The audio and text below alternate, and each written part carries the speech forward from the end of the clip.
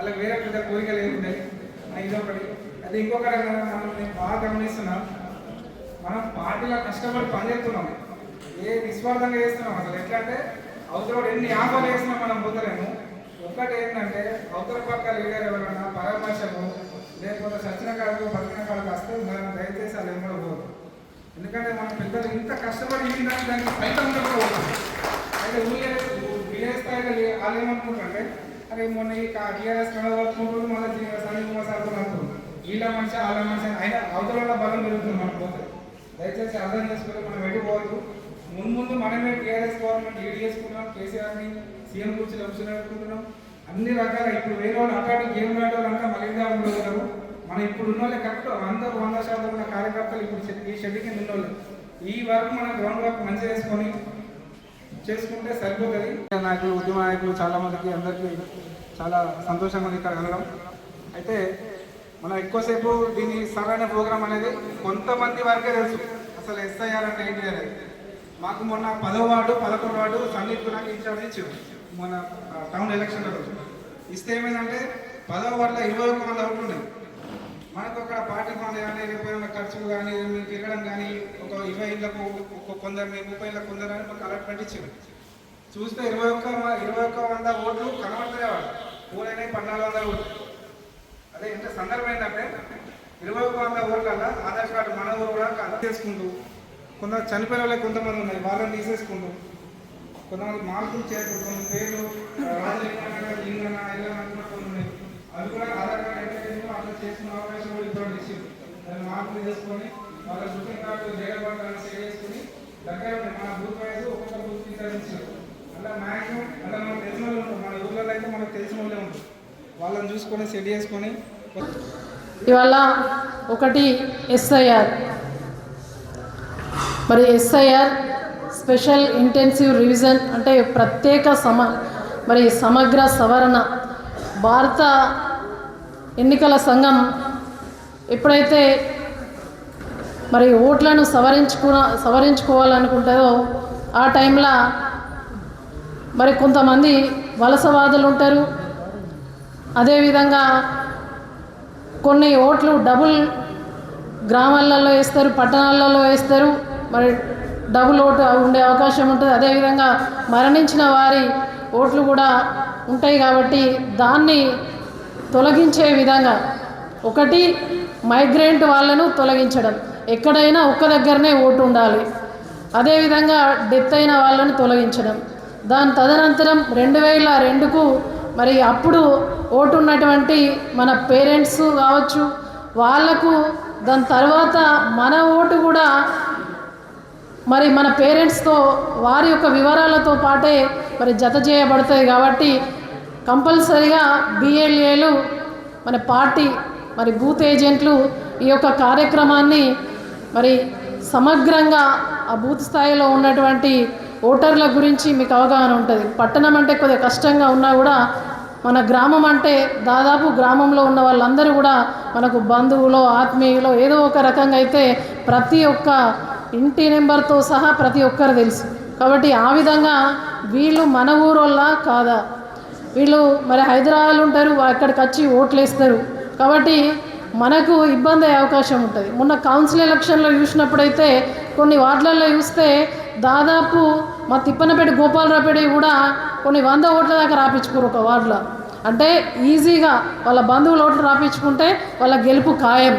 ఇది ప్రజాస్వామ్య బద్ధమైనటువంటి చర్య కాదు. కాబట్టి ఈ సర్ అనేది ఒక అవకాశం మనకు. కాబట్టి మన బూత్ స్థాయి ఏజెంట్లు అప్రమత్తంగా ఉండాలి. మరి ఓటర్లు పోకుండా ఖచ్చితమైన ఓటు హక్కు పోకుండా మనం జాగ్రత్త పడాలి.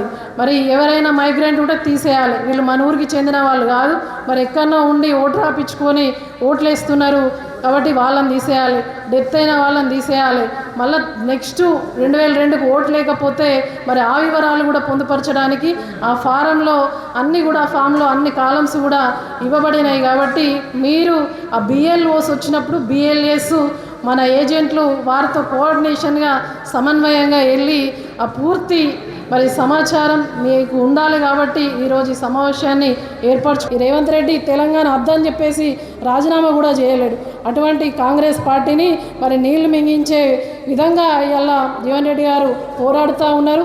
ఈ ఎమ్మెల్యే సంగతి ఎంత మీరెవరు కూడా భయపడద్దని చెప్పేసి తెలియజేస్తూ కొంతమంది ఉన్నారు.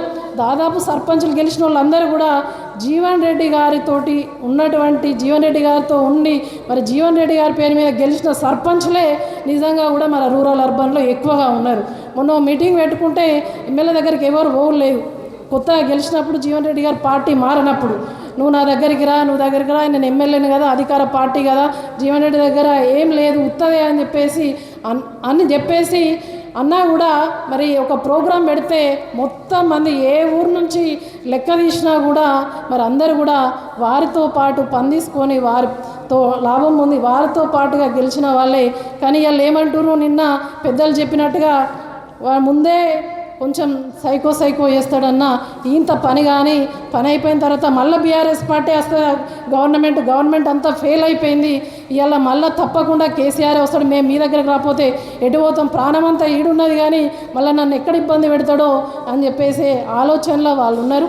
కాకపోతే అట్లా ఏముండదు, ధైర్యంగా ఉండాలి. దేనికైనా కూడా పెద్దలు జీవన్ రెడ్డి గారితో పాటు ఒక బిడ్డగా నేను కూడా ఉంటా అని చెప్పేసి తెలియజేసుకుంటూ మీ అందరూ కూడా పార్టీ పటిష్టతకు పనిచేయాలని చెప్పేసి తెలియజేస్తూ అందరికీ కూడా ధన్యవాదాలు. జై హింద్, జై తెలంగాణ, కేసీఆర్ గారి నాయకత్వం.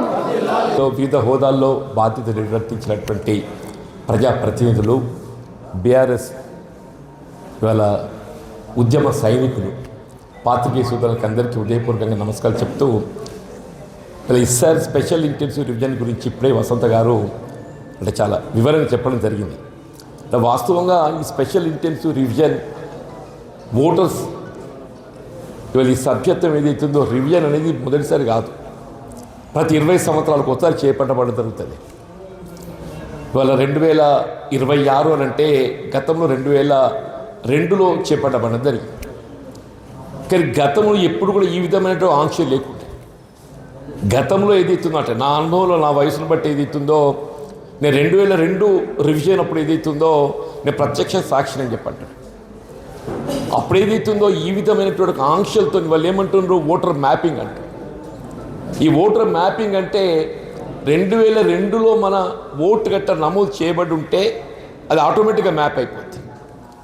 ఒకవేళ 2002లో మన ఓటు నమోదే లేకుండా ఉండి ఉన్నట్టయితే మన పేరెంట్స్ తల్లిదండ్రుల ఓటు అక్కడ నమోదు చేయబడి ఉంటే దాంతో మ్యాప్ అవుతుంది. ఒకవేళ మన తల్లిదండ్రుల ఓటు గట్ట 2002లో ఇక్కడ లేకుంటే ఎక్కడున్నది దాన్ని ఏదైతుందో మనం వివరిస్తే అప్పుడు దాంతో మళ్ళీ మ్యాప్ చేసేట్టుగా పరిస్థితి వస్తుంది. చెప్పండి, మరి గతంలో ఏదైతే ఇటువంటి ఆంక్షలు ఎవ్వి లేవే, ఓటర్ ప్రెజెన్స్ను గుర్తించిండ్రు, డూప్లికేసే ఓట్ రెండక్కలకిన ఓటు ఉంటే ఏదైతుందో తొలగించి ఒకే కాడ ఓటు ఉండే విధంగా చూసింది. ఇప్పుడు ఏదైతుందో మరి కేంద్ర ఎన్నికల సంఘం ఈ విధమైన ఆంక్షలు నిర్బంధంతో అందరూ ఏదైతే ఒక భయానక వాతావరణం గురి చేస్తుంది, ఒక భయానకమైన ఒక వాతావరణం గురి చేస్తుంది. ఇప్పుడు ఉదాహరణ మన వెస్ట్ బెంగాల్లో ఎన్నికలు జరిగితే 30 లక్షల మంది తొలగింపబడ్డ ఓటర్లు వాళ్ళకి అప్పీల్ చేసుకునే ప్రొవిజన్ ఉంటుంది. ఇప్పుడు మనకు కూడా ఏది ఇస్తుందో 1 అక్టోబర్ ఫైనల్ నోటిఫికేషన్ తదుపరి అప్పీల్ చేసుకునే ప్రొవిజన్ ఉన్నది. అక్కడ ఏది ఇస్తుందో అప్పీల్ చేసుకునే ప్రొవిజన్నే వాళ్ళు కోర్టును ఆశ్రయించిన తదుపరి ఆ కోర్టుకు వెళ్ళి తీర్పు రాకముందే ఏదైతే ఇక్కడ ఎన్నికలు జరిగిపోయింది. కోర్టుకు వెళ్ళి తీర్పు రాకముందే ఇక్కడ ఎన్నికలు జరిగిపోయినాయి. 30 లక్షల ఓట్లు అంటే దాదాపు ఆన్లైన్ యావరేజ్ ప్రతి నియోజకవర్గంకి ఒక 10,000 ఓటు ఏదైతుందో వాళ్ళ అర్హత ఉండి కూడా వాటి ఓటు వేసుకునేటువంటి అవకాశాన్ని మరి తొలగింపజేసిందని చెప్పంటాం. సరే, మన పరిస్థితి ఆ విధంగా ఉండకపోతే, ఎందుకంటే మనకి ఇంకా ఎన్నికలు 2 సంవత్సరాలు ఉన్నాయి కాబట్టి మనం ఆ విధంగా ఈ విధంగా సమస్యలు వచ్చిన దాన్ని ఓవర్కమ్ కావచ్చు. కానీ వాళ్ళు ఏదైతుందో కేంద్ర ప్రభుత్వం దీనికి ఈ గైడ్లైన్స్ రూపొందిస్తుంది. ఈ గైడ్లైన్స్ రూపొందింప చేయడం లోపల భారతీయ జనతా పార్టీ ఎంత బాధ్యత ఉంటుందో ప్రతిపక్ష పార్టీగా బాధ్యత నిర్వర్తిస్తున్నటువంటి కాంగ్రెస్ పార్టీ కూడా అంతే బాధ్యత ఉంటుంది. ప్రతిపక్ష పార్టీగా బాధ్యత నిర్వర్తిస్తున్నటువంటి కాంగ్రెస్ పార్టీ నువ్వు 2002లో అమలు చేసినటువంటి విధి విధానాలు కాకుండా దానికి అదనంగా ఈ నిర్బంధ ఈ ఆంక్షలు ఎందుకు విధించినట్టు దాన్ని ప్రశ్నించి ఏదైతుందో అక్కడే గట్ట మార్పు చేయగలిగి ఈ నిబంధనలన్నీ తొలగింపజేసినట్టయితే ఈ సమస్యలు ఉండకపోతుంది. అన్నింటికీ ఇలా భారతీయ జనతా పార్టీది బీజేపీ ఎంత బాధ్యతనో కాంగ్రెస్ పార్టీది కూడా అంతే బాధ్యత అని చెప్పంటున్నాను. కాబట్టి మనం చాలా జాగ్రత్తగా ఉండాలి. నాకు తెలిసినంత వరకు పురుషుల ఓటర్లలో పెద్ద ఎక్కువగా మనకు సమస్య రాకపోవచ్చునే. ఆడబిడ్డల ఓట్లు ఏమవుతాయనంటే మన కోడలు మన ఇంటికి వస్తుంది. కోడలు ఇంటికి వచ్చినప్పుడు ఏదైతుందో ఆటోమేటిక్గా అమ్మాయి పేరు నమోదు కాదు, మ్యాప్ కాదు. ఆమె తల్లిదండ్రులతో మళ్ళీ మ్యాప్ చేయాల్సి వస్తుంది. నేను పేర్కొని ఉదాహరణ మా కోడలు ఏదైతుందో హర్యానానే, అంటే అమ్మాయి ఏదైతుందో ఆమె తల్లిదండ్రులు ఎక్కడ ఉన్నారో హర్యానా రాష్ట్రంలో ఉన్నారు. అక్కడ ఆమె తల్లిదండ్రుల వివరాలు పేర్కొంటే అక్కడ వాళ్ళ తల్లిదండ్రుల వివరాలతో ఇక్కడ మ్యాప్ చేస్తేనే కానీ ఆ ఓటు ఏదైతే ముందుకు పోయేటువంటి అవకాశం ఉంది. కాబట్టి అందరం కూడా ఏదైతున్నదో ఇది మనకు ఒక అవకాశం తీసుకోవాలి. వీళ్ళు ముఖ్యంగా ఈ సమావేశం ఏర్పాటు చేసుకుంట్ల ఆలోచన ఏంటంటే వీళ్ళు ఈ సర్ అనేటువంటి ఒక ఈ నిర్వహణ లోపల మన బీఆర్ఎస్ పార్టీ చెందినటువంటి కార్యకర్తలు శ్రేణులు అందరూ కూడా ప్రతి ఓటును కలిసేట అవకాశం మనకు వస్తుంది. మనం ప్రతి ఓటును కలిసేట అవకాశం వస్తుంది. వీళ్ళు మన పార్టీ యొక్క ఆలోచన విధానాన్ని ఏది ఇస్తుందో ఓటును తెలియజేసేటువంటి యొక్క అవకాశం మనకు వస్తుంది. దాన్ని మనం వినియోగించుకోవాలి. ఈ నెల రోజులు ఏదైతుంది మనకు సంబంధించింది కాదు కదా, సరే ఓటు ఉంటుందా పోతా తర్వాత చూసుకుందాం ఎలక్షన్ అప్పుడు అని చెప్పని అనుకోవచ్చు. కానీ మనం ఓటును కలిసే అవకాశం మనకి ఇప్పుడు ఇది కలిగిస్తుంది. దాన్ని మనం వినియోగించుకోవాలని చెప్పి అంటున్నాం. దీనికి సంబంధించి ఏదైతుందో వీళ్ళు మనకి ఇది 1 ఆగస్టు నాడు ప్రిలిమినరీ నోటిఫికేషన్ వస్తుంది. ఆ ప్రిలిమినరీ నోటిఫికేషన్లో ఎవరైతే ఓటు అందులో నమోదు చేయబడటం లోపల తొలగిపోతుందో వాళ్ళు ఒక 1 మంత్ అప్పీల్ చేసుకునే అవకాశం ఉంటుంది. 1 ఆగస్టు నుండి ఆగస్టు మాసం చివరి వరకు ఏదైతుందో వాళ్ళు అప్పీల్ చేసుకునే అవకాశం ఉంటుంది. దాన్ని మళ్ళీ స్క్రూటినీ చేసి 1 అక్టోబర్ ఫైనల్ నోటిఫికేషన్ వస్తుంది. ఇప్పుడే వసంత గారు పేర్కొన్నారు. వీళ్ళు ఏదైతుందో మనం ఈ అప్పీల్ చేసుకోవడం జరుగుతుందో 1 ఆగస్టు నుండి ఆగస్టు చివరి వరకు ఎవరికి ఏ సమస్య వచ్చినా బీఆర్ఎస్ పార్టీ పక్షాన్ని ఇక్కడ పార్టీ కార్యాలయంలో న్యాయ సలహాలు సూచనలు ఇవ్వడానికి ఏదైతే ఒక కమిటీని ఇక్కడ మనం ఏర్పాటు చేసుకుంటున్నాం అని చెప్పండి. వీళ్ళు బీఆర్ఎస్ పార్టీ ఏదైతుందో వీళ్ళు ప్రజల పక్షాన నిలబడి పనిచేస్తుందని తెలియజెప్పడానికి ప్రజాపక్షాన మనం నిలబడ్డాం అని చెప్పడానికి ఏదైతుందో వీళ్ళ మనం ఏదైతుందో ఈ ఓటర్కు అండగా నిలవడానికి కొరకు కూడా ఏదైతుందో వాళ్ళ పార్టీ కార్యాలయం లోపల 1 ఆగస్టుకి వెళ్ళి వీళ్ళ ఓటు అప్పీల్ కొరకు ఎవరు చేసుకున్నా వారికి తగిన సూచనలు సలహాలు గైడెన్స్ ఇవ్వడానికి ఇక్కడ మన కమిటీ ఎప్పటికీ సిద్ధంగా ఉంటుందో దానిని వినియోగించుకోవాలని చెప్పంటున్నాను. నేను వీళ్ళ ప్రతిపక్షం అంటే ఏదైతుందో అధికార పార్టీకి ఎంత బాధ్యత ఉంటుందో ప్రతిపక్ష పార్టీకి అంతకంటే రెట్టింపు బాధ్యత ఉంటుందని చెప్పండి. మనం ప్రత్యక్షంగా అభివృద్ధి చేయడం అందుకు సాధ్యం కాకపోవచ్చు, కానీ అధికార పార్టీ చేసేటువంటి ఒక అభివృద్ధి పారదర్శకంగా వీళ్ళు ఏ విధమైనటువంటి ఒక అవినీతికి తావు లేకుండా అది సక్రమంగా ఏది ఇస్తుందో ఇవాళ ఎవరి హక్కులకు అనుగుణంగా వారికి కల్పింప చేసే విధంగా పనిచేసే పార్టీ ప్రతిపక్ష పార్టీ. ప్రతిపక్ష పార్టీ అంటే ఇలా ప్రజాపక్షం. ప్రతిపక్ష పార్టీ అంటే ప్రజాపక్షం అని చెప్పి అంటున్నాను. ఇక్కడ జగిత్యాలలో ప్రత్యేక పరిస్థితులు నెలకొన్నాయి. సరే నాకు నేను కూడా అనుకుంటా, నేను ఒకప్పుడు ఏదైతుందో నేనే కాంగ్రెసే నేను అనుకున్నాను. కానీ కాలం ఏదైతుందో ఇలా నేనే కాంగ్రెస్ నేను అనుకున్నది ఏదైతుందో కాంగ్రెస్ పార్టీ 4 దశాబ్దాలు ఏదైతే కాంగ్రెస్ పార్టీ నిర్మాణానికి కొరకు ఏదైతుందో నేను పాటుపడ్డాను చెప్పండి. సరే ఎన్నికల్లో నేను ఆశలు ఫలితం పొందలేకపోయినా వీళ్ళు బీఆర్ఎస్ పార్టీ ఏదైతుందో కేసీఆర్ గారి యొక్క నాయకత్వం పట్ల విశ్వాసంతో అని చెప్పంటారు. కేసీఆర్ గారి యొక్క నాయకత్వం పట్ల విశ్వాసంతో అని చెప్పంటున్నాను. మీ అందరి యొక్క శ్రమ కృషితో బీఆర్ఎస్ కార్యకర్తల శ్రమ కృషితోనే చెప్పంటున్నా. అభ్యర్థి ఎవరు అనేది కాదు. మన సంజయ్ గారు గెలిచిందని చెప్పంటే అది కేవలం ఆయన వ్యక్తిగత గెలుపు కాదు. స్థానికంగా బీఆర్ఎస్ శ్రేణులు ఏదైతుందో కేసీఆర్ గారి యొక్క నాయకత్వాన్ని బలపరచాలి.